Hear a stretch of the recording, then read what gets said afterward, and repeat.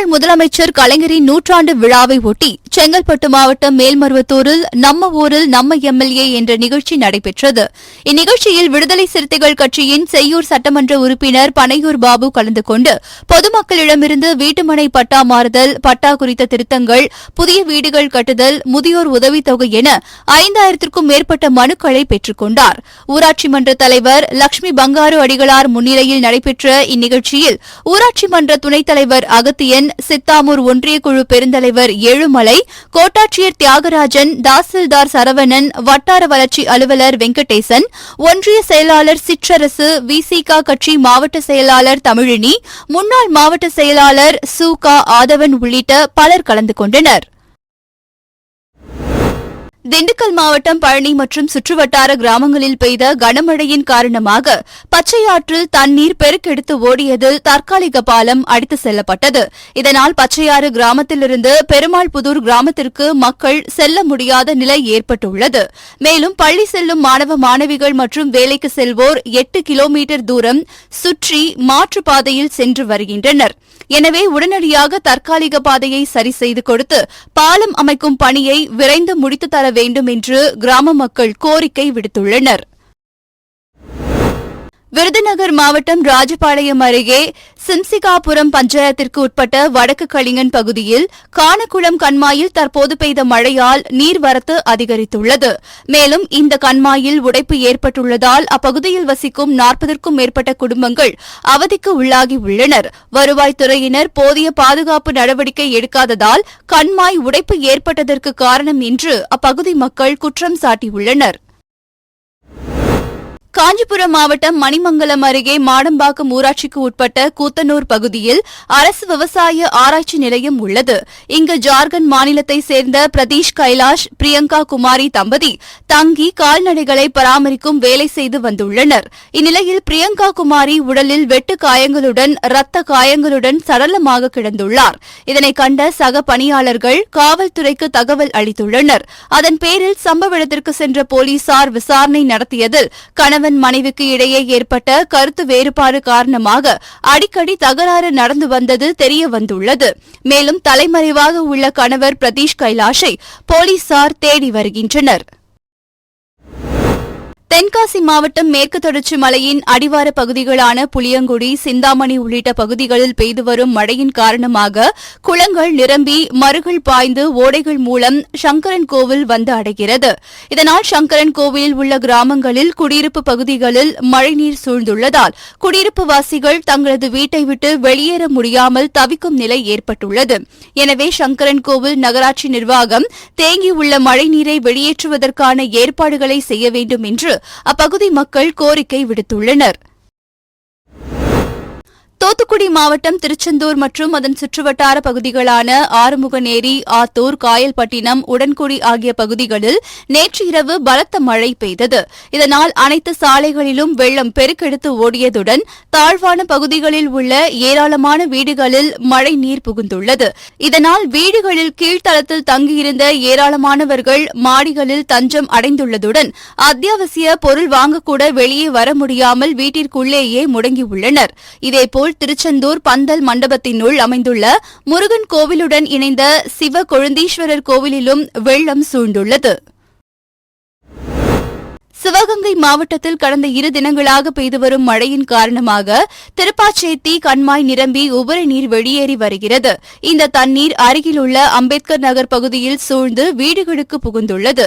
மேலும் விவசாயம் பயிர்கள் தண்ணீரில் மூழ்கின. திருப்பாச்சேத்தி கண்மாய் தூர்வாரப்படாததாலும் கால்வாய் ஆக்கிரமிப்பாலும் சிறு மழைக்கே தண்ணீர் நிரம்பி ஊருக்குள் புகுந்ததாக பகுதி மக்கள் குற்றம் சாட்டுகின்றனர். இதனிடையே தண்ணீரை வெளியேற்றி இழப்பீடு வழங்க கோரி விவசாயிகள் சாலை மறியலில் ஈடுபட முயன்றனர். தகவல் அறிந்து வந்த வருவாய்த்துறை மற்றும் காவல்துறையினர் தண்ணீரை வெளியேற்றும் பணியில் ஈடுபட்டு வருகின்றனர். திண்டுக்கல் மாவட்டம் பழனியில் விடிய விடிய கொட்டி தீர்த்த கனமழையால் அப்பகுதியில் உள்ள பாலாறு, பொருந்தலாறு அணை, வரதமாநதி அணை மற்றும் குதிரையாறு அணையில் நீர்வரத்து அதிகரித்துள்ளது. மேலும் கனமழை காரணமாக பாலாறு, பொருந்தலாறு அணை மற்றும் குதிரையாறு அணை நிரம்பும் தருவாயில் உள்ள நிலையில் உள்ளது. இதனால் பாலாறு, பொருந்தலாறு அணைக்கு வரும் 2300 கன அடி நீர் அப்படியே வெளியேற்றப்படுகிறது. இதேபோல் குதிரையாறு அணையில் இருந்தும் நீர் வெளியேற்றப்படுகிறது. இதன் காரணமாக கரையோர கிராமங்களுக்கு வெள்ள அபாய எச்சரிக்கை விடுக்கப்பட்டுள்ளது. தேனி மாவட்டத்தில் உள்ள மேற்கு தொடர்ச்சி மலைப்பகுதிகளில் பெய்து வரும் கனமழை காரணமாக முல்லை பெரியாற்றிற்கு நீர்வரத்து அதிகரித்துள்ளது. இதனால் அணையிலிருந்து 1500 கன அடி வீதம் தண்ணீர் திறந்துவிடப்பட்டுள்ளது. மேலும் மலைப்பகுதியில் ஆங்காங்கே புதிய நீர்வீழ்ச்சிகள் தோன்றி தண்ணீர் அதிகரித்து வருவதாலும் சுருளி அருவியில் வெள்ளப்பெருக்கு ஏற்பட்டு அருவியிலிருந்து வரும் வெள்ள நீர் முல்லை பெரியாற்றில் கலப்பதாலும் ஆற்றில் வெள்ளம் கரை புரண்டு ஓடுகிறது. இதனால் பொதுமக்கள் ஆற்றில் குளிக்கவோ துணிகள் துவைக்கவோ ஆற்றுப் பகுதிக்கு செல்ல வேண்டாம் என்று மாவட்ட ஆட்சியர் ஷஜீவனா எச்சரித்துள்ளார். திருவள்ளூர் மாவட்டம் கீழச்சேரி பகுதியைச் சேர்ந்தவர் முதியவர் பாலாஜி. இவரது முதல் மனைவியின் மகன்கள் தினந்தோறும் இவரை அடித்து துன்புறுத்துவதாக கூறப்படுகிறது. இதுகுறித்து காவல் நிலையத்தில் புகார் அளித்தும் எடுக்கவில்லை என்று கூறி மாவட்ட ஆட்சியர் அலுவலகத்தில் முதியவர் தீக்குளிக்க முயன்றார். இதையடுத்து திருவள்ளூர் டவுன் போலீசார் அவரை விசாரணைக்காக காவல் நிலையம் அழைத்து சென்றனர். மக்கள் குறைதீர்ப்பு கூட்டம் நடைபெற்ற நிலையில் போலீசார் பாதுகாப்பையும் மீறி வந்து முதியவர் தீக்குளிக்க முயன்றதால் பரபரப்பு ஏற்பட்டது.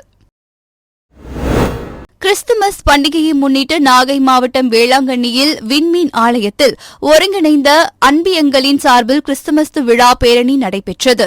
இதில் ஆயிரக்கணக்கான கிறிஸ்தவர்கள், பாதிரியார்கள், கன்னியாஸ்திரிகள் கிறிஸ்துமஸ் தொப்பி அணிந்து உற்சாக நடனமாடி கொண்டாட்டத்தில் ஈடுபட்டனர். முக்கிய வீதிகள் வழியாக கிறிஸ்துமஸ் விழா கொண்டாட்ட பேரணியானது புனித ஆரோக்கிய மாதா பேராலயத்தில் நிறைவு பெற்றது. அப்போது கிறிஸ்துமஸ் தாத்தா வேடமணிந்து வந்தவர்கள் இசைக்கேற்ப நடனமாடியபடி குதூகலித்த ஊர்வலத்தில் சென்றது சுற்றுலா பயணிகளை வெகுவாக கவர்ந்தது.